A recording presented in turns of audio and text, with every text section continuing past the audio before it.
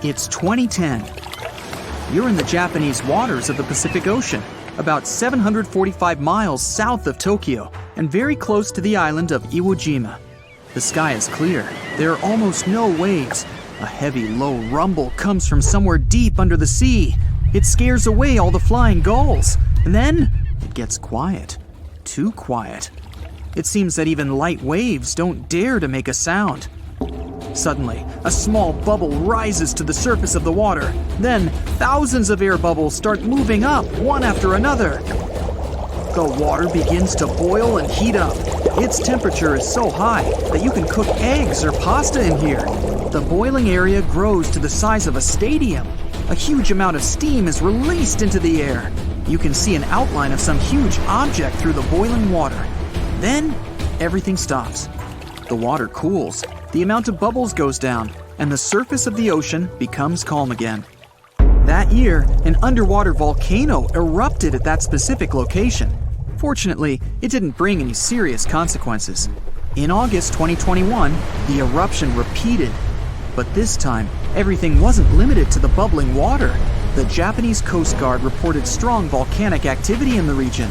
Hot steam and gases came out of the water and rose into the air to a height of 10 miles, which is about twice the height of Mount Everest. The huge awakened volcano began to slowly lift to the surface. If you took a helicopter ride above this place, you'd see more and more land coming out of the water. This is not just a volcano, it's a whole island in the shape of a horseshoe. And this is just the beginning. Seismologists say this island is the tip of a huge volcano. It fills the sky with smoke and ash. The air temperature is rising. Scientists continue to monitor the situation. They believe the volcano can completely get out of the water. Nobody knows what consequences this may have. This isn't the first island that has appeared in the waters of Japan. Underwater volcanoes have erupted several times over the past century. One of the most surprising cases occurred in 2013. That year, a small piece of land was formed next to the already existing island. The underwater volcano that emerged from the water began to grow slowly. At some moment, it connected to the island. After 2 years, the area of this island increased by 12 times compared to the original size. Smoke is always pouring out of this place, and its surface is filled with red-hot lava flows. The volcano is unstable and isn't going to calm down. Such phenomena occur not only off the coast of Japan. In the 1960s, a volcano awoke on the southern coast of Iceland. For 3 whole years, it was coming to the surface and had formed an island by 1967. They called it Surtsey. Unlike the Japanese islands, this is where the volcanic eruptions ended. Now the island is one of the most inaccessible places on the planet. Only a few scientists in the world have permission to walk around this place. They want to learn how the plant and animal life of the island are formed without human intervention. This is a unique event, and here's why. Underwater volcanoes differ in their behavior from land volcanoes. They don't explode and don't release lava flows upwards. A huge amount of water above them creates high pressure. As soon as the magma gets out, the water immediately lowers it to the seafloor. Underwater eruptions don't normally cause any changes on the ocean surface.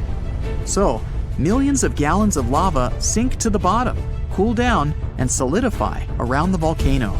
This lava forms a thick layer of Earth's rock. To make an island appear on the surface, an underwater volcano needs a lot of magma. The next eruption creates another thick layer. Millions of years pass, and passive lava flows form mountains.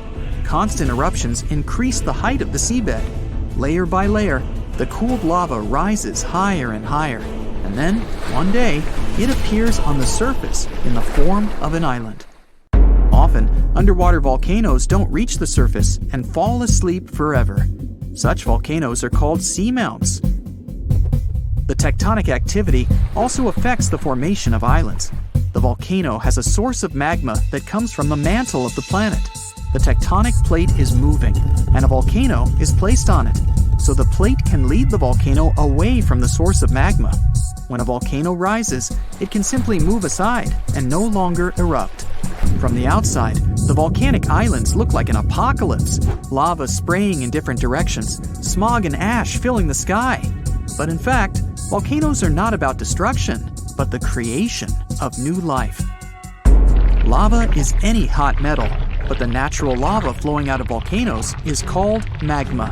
When it appears on the surface of the ground, various gases and acids instantly evaporate from it, and magma becomes lava.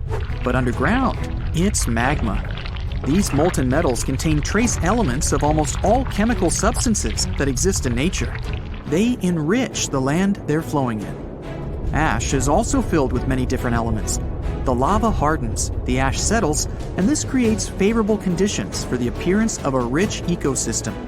It can take millions of years to develop, though. The simplest bacteria appear. They feed on chemical elements coming from the volcano. When you have favorable conditions for bacteria, you get favorable conditions for bigger life forms. Birds flying by also help to develop the new ecosystem. They build nests on the island, bring tree seeds and plant spores from the continents and other islands. All this enriches life on the volcano. Volcanoes are isolated places, so unique species of animals, insects, and bacteria can appear only there and can't be found anywhere else on the planet. However, if the volcano wakes up, it can also destroy the ecosystem. The entire island can be covered with ash and simply lose all vegetation. But then, on the scorched ground, life can appear again. Hundreds of islands around the world appeared because of the eruptions of underwater volcanoes. Hawaii, Indonesia, and Iceland have them on their territory. Imagine that people settled on a similar volcanic island and built a city there. And one day, the volcano woke up. It once happened 200 miles south of Tokyo. People built a beautiful town right in the center of an active volcano on the island of Aogashima. In May 1785, the catastrophe began. That day was sunny, and no one could imagine what tragedy was approaching them. At some point, thousands of birds took to the air and flew away from the island. Then, the ground began to shake. A heavy, low sound came out of the town depths. Streams of smoke were coming out of the crater of a green volcano. The volcano was throwing dirt, large stones, and various debris into the sky. The disaster lasted for several weeks. Since then, more than 200 years have passed, and the volcano has never woken up again. The town was rebuilt after the disaster.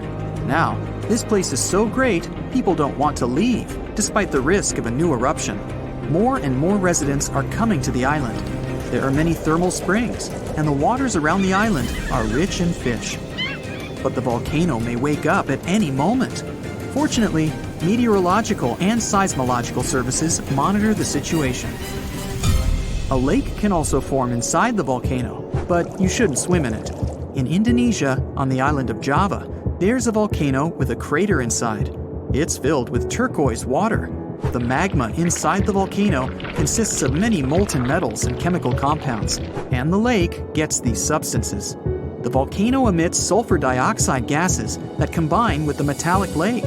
This gives the water its strong acidity and turquoise color. The steam coming from the lake is acid.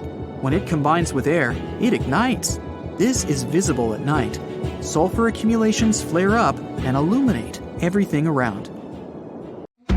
The Easter Island giant heads are so popular that they even have their own emoji. Their true meaning has been a mystery for hundreds of years. But it looks like we at least know how they were built and transported to their permanent location. The Moai statues consist of 3 parts: a large yellow body, a red hat or top knot, and white inset eyes with a coral iris. Around 1,000 of them were created. The main bodies of most of the statues were made out of volcanic tuff from a local quarry in what used to be a volcano. The material is easy to carve, but not so easy to transport. That's probably why researchers found over 300 unfinished moai back in the quarry. The rest of them stand in various locations, facing the villages as if watching over the locals. So, it looks like the statues were carved lying on their backs. Then, their creators detached them from the rock, moved them downslope, and set them in a vertical position to finish the work. Once it was done, it was time to get the statue to its platform. Now, if you've ever moved houses, you know how physically hard it is. So, imagine having to move a statue that is about half as heavy as a house without a car or any modern equipment for a distance of 3 miles. The locals must have invented some original way of doing it, and scientists tried to recreate it to guess what it was. They tried pulling moai replicas on wooden sleds. They thought someone could have used palm trees for that purpose, but this theory has been debunked. The most successful experiment so far was wielding ropes to rock the statue down the road in a standing position. This method sounds real because the local Rapa Nui legends mention that the moai walked from the quarry. And, of course, they needed a good road to get there. In the early 20th century, researcher Catherine Rutledge identified an 800-year-old road network on the island. It was a bunch of pathways around 15 feet wide going from the quarry. She thought that those roads were ceremonial and not built just for the statues. She wasn't a famous scientist back then, so others mostly ignored the theory. Several decades later, famous Norwegian adventurer and archaeologist Thor Heyerdahl published his theory. He mentioned that the roads were built exclusively to transport the moai, and some of the statues were dropped along the roads for some reason. But in 2010, researchers found that the statues weren't randomly dropped. They actually reached their final destinations as they were all set on hidden platforms. Plus, the road floor was U-shaped, so pulling massive statues along them wouldn't be easy.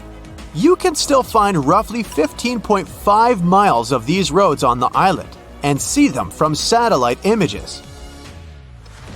And it looks like Catherine Rutledge was right about them. The roads were probably built for pilgrims to a sacred volcano, and the moai standing by them were sort of signposts. Halfway across the world in southern England lies another mystery made of stone, a massive sound illusion, a symbol of unity, a burial ground, or more. Scientists are still debating the purpose of Stonehenge. It took Neolithic builders around 1,500 years to construct this beauty made of roughly 100 stones standing upright in a circle. Millions of tourists come to see it every year, and heritage protectors were worried about the modern road snaking close to the landmark. That modern road is now sunk into the ground below the grass level. And even though archaeologists assumed they could find an older road under it, they didn't have any high hopes.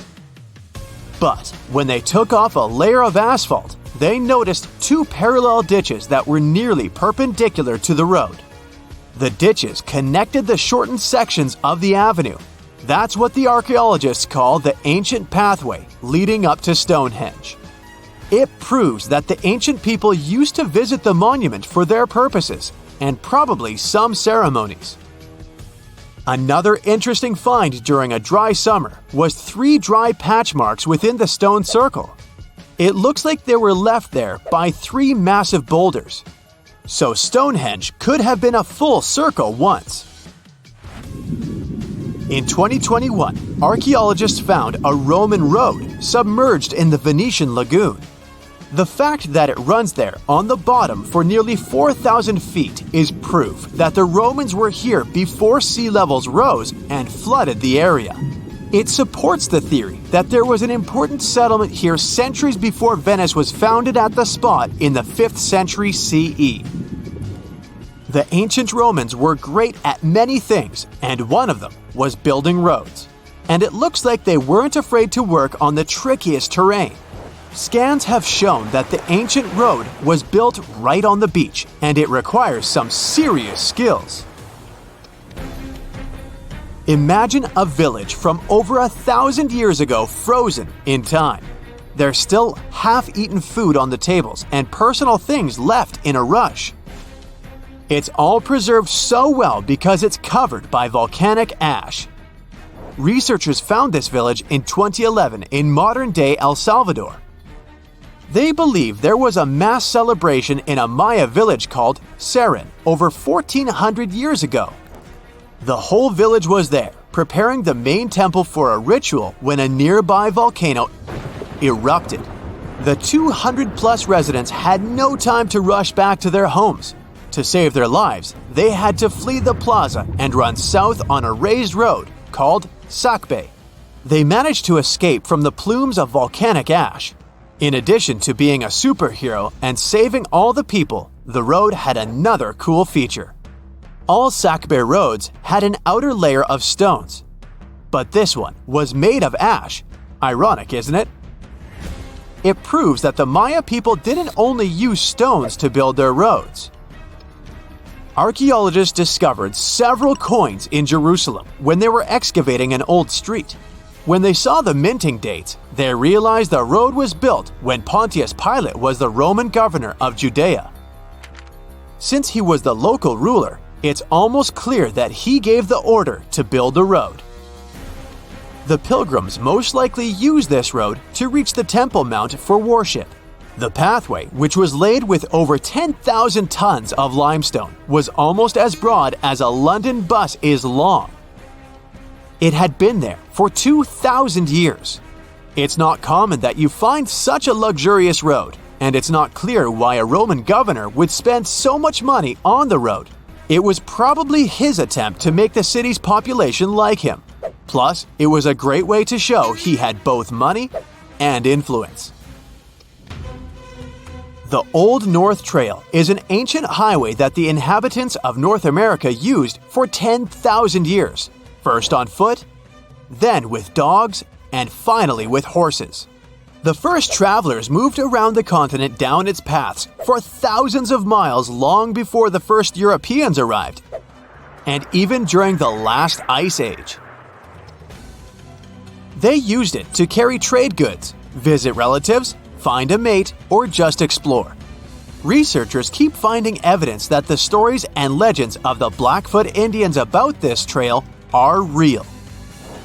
And it could be even the road that served one of the most massive human migrations. The people who crossed from Asia on the Bering Land Bridge about 15,000 years ago and settled in North America might have used the ice-free corridor along the Rockies, which later became a part of the trail.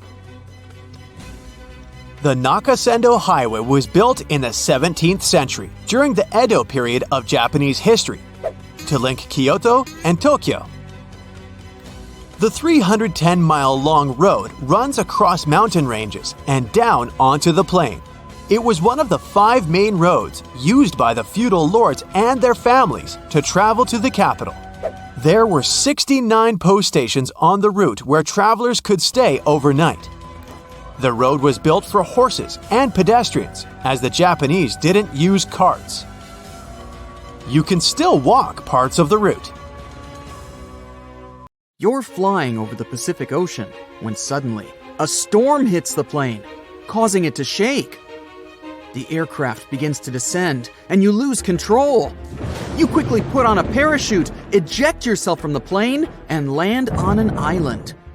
It's a good thing you were the only one on the plane transporting some goods overseas. Luckily enough, the storm hasn't damaged your parachute. You unstrap yourself and head to the closest shelter under some palm trees. You're waiting for the storm to be over.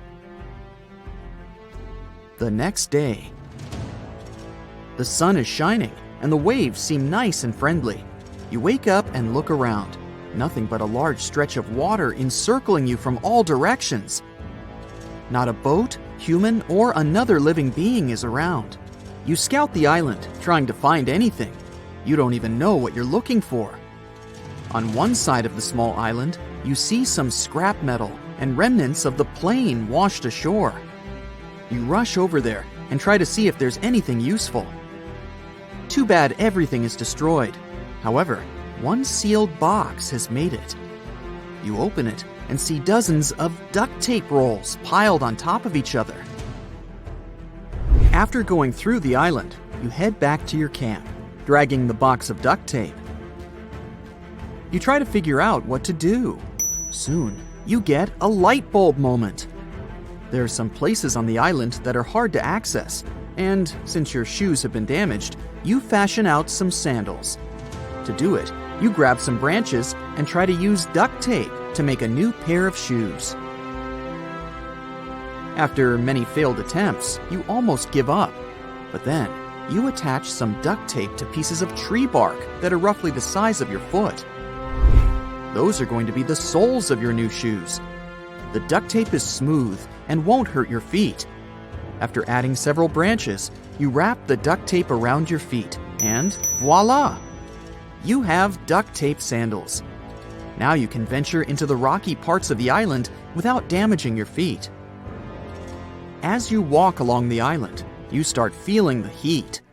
You wrap your shirt around your head, but it's not enough to protect you. You use some duct tape to create a hat with the help of leaves. Then you place it on your head. You're now safe to go. After a while, you bring back some stuff you found around the island. By this time, you've started to feel that your tummy is rumbling. Next, at a rocky reef, you spot some large, yummy crabs and fish, but you can't catch them with your bare hands. You grab a long branch, take some palm tree leaves, and tie everything together to make a net. You then use the duct tape to reinforce it and head to the reef. You're wearing your makeshift sandals and the hat to protect your head and carrying the net to catch some fish. So far, you've only used 2 rolls of duct tape. After a while, you manage to catch some fish and crabs and take them back to the camp. You make a fire and start grilling your catch. You're sitting on a log, but such a seat isn't too comfortable. You take some duct tape and make a mat for yourself. Once the food is ready, you feast on it. Now another problem: water. There's no fresh water around, but a storm is coming. Meanwhile, you take some coconuts and eat dessert while drinking coconut milk to freshen up. You prepare a small hut by gathering branches and leaves and duct taping them together so that water can't seep into your new home. At the same time, you create a funnel out of duct tape to collect rainwater. After getting into the funnel, the water is collected in a makeshift pond, also made out of duct tape. At this point, you've used almost half of the duct tape rolls. The storm starts brewing, and you stay inside your hut, where you have your new floor mat. You're bored, so you create a chair and table out of duct tape to make the hut a little comfier. It starts raining, and you notice that some water has gathered in the reservoir you built. You immediately drink it, using a coconut shell as a glass. Your hut manages to withstand the storm, and you catch some Z's on your comfy mat. The next day, you check the duct tape supply and see that you are now halfway to finishing your last roll of tape. You've made a secured and solid hut and have a steady food supply from the reef. You've already spent 5 days on the island, so now it's time to find a way out. You've tried your best to seek help, but nothing. Not a plane or ship in sight. You're desperate to get out, and you're lucky. You spot a cargo ship very far off in the distance. You need to act quickly. After reviewing your box of duct tape, you decide to create a raft to sail away. You gather enough food and water for the journey and get to work. You start by collecting large logs for a base and setting them side by side. You have some rope made from tree bark and leaves to tie the logs together. It's big enough to fit you. You then get another set of logs and place them on top of the base and repeat the same process to create a second layer. This way, you minimize the risk of sinking. In the end, you duct tape all weak spots to reinforce your raft. You use some branches to create oars for rowing with paddles made out of duct tape. You see that you've used around 75% of your supply, including the tape you used to construct the hut and furniture. It's not as strong as fresh duct tape, but it still does the job. After the base and oars are finished, you create a small hut to shelter your food and supplies and protect them from waves. Also, you make a mast out of wood and use a piece of cloth as a sail. You put the raft on the water and begin rowing. So far, so good. You open the sail and take a break from rowing. You turn around and take a look at the island that has been your home for the past 5 days. You're going on a dangerous journey, risking it all. But if you remain on the island for too long, then you definitely won't make it. It's been an hour already, and the island is barely visible. But the ship is getting closer. You still have one more roll of duct tape to use in emergency situations. The waters are calm, and you see dolphins swimming around. You snack on some fish and drink some water before noticing that the waves have gotten larger. You prepare your sail and duck for cover. It's a good thing your raft is sturdy. Large waves crash against it, knocking off some of your food and water, but the raft is still in one piece. As time passes, the sun begins to set, and there's still no sign of life. You use the rest of the duct tape to repair the raft. Even though you lost some food during the storm, you have your net to catch more fish. You start a small and safe bonfire in a coconut shell, cook the fish, and start eating. You turn around and spot a ship coming your way. You immediately grab a branch, light it, and start waving it for the ship to see you. It looks like it will miss you, but then someone on the ship notices you. They drop down an emergency boat to pick you up and rescue you. It's safe to say that duct tape has truly saved your